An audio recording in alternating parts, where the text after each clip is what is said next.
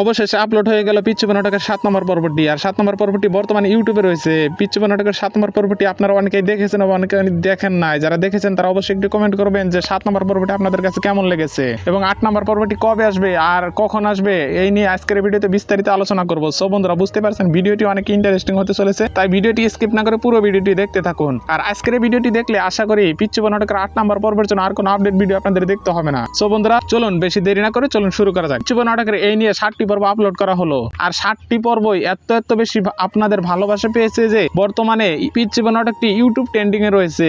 ইউটিউবে এই নাটকটি আপলোড করা মাত্র মিলিয়ন ভিউ ক্রস করে ফেলে। আর এই নাটকগুলো এতটাই জনপ্রিয় যে এর জন্য অধীর আগ্রহ নিয়ে অপেক্ষা করে থাকে।